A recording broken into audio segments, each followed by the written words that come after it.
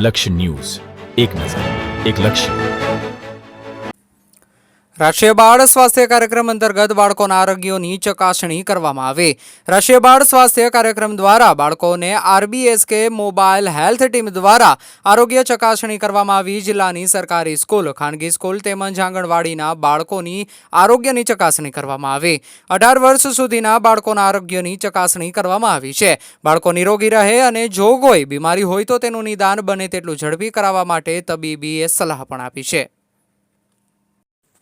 આજના સમયમાં જ્યારે પ્રાઇવેટ હોસ્પિટલમાં સારવાર મોંઘી થઈ રહી છે, ત્યારે સરકાર દ્વારા બાળકોને આરોગ્યની સુવિધાઓ ઘર આંગણે મળે અને બાળકોમાં રહેલ કોઈ રોગનું તાત્કાલિક નિદાન કરીને સમયસર નિઃશુલ્ક સારવાર મળી રહે તે માટે સરકારનું આરોગ્ય વિભાગ કામ કરી રહ્યું છે. જેમાં રાજ્ય સરકારના આરોગ્ય વિભાગના નેતૃત્વ અને માર્ગદર્શન હેઠળ શાળા આરોગ્ય રાષ્ટ્રીય બાળ સ્વાસ્થ્ય કાર્યક્રમ દ્વારા દર વર્ષે રાજ્યના કરોડો બાળકોની આરોગ્ય તપાસ કરવામાં આવે છે.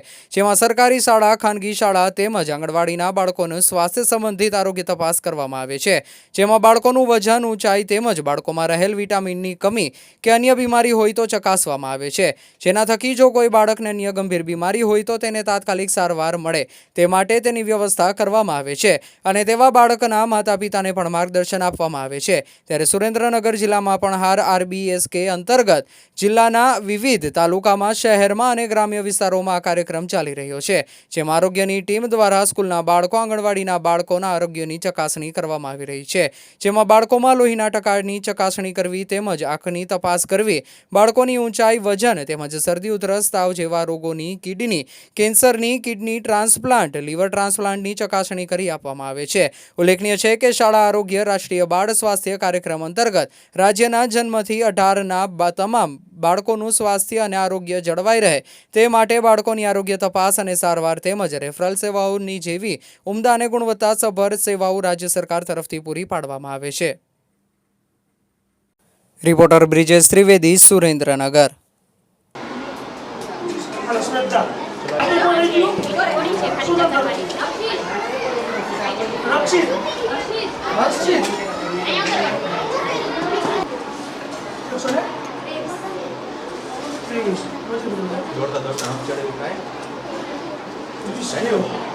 રોજ બોડી સાંજે લેવાય સાંજે લીલા શાકભાજી વધારે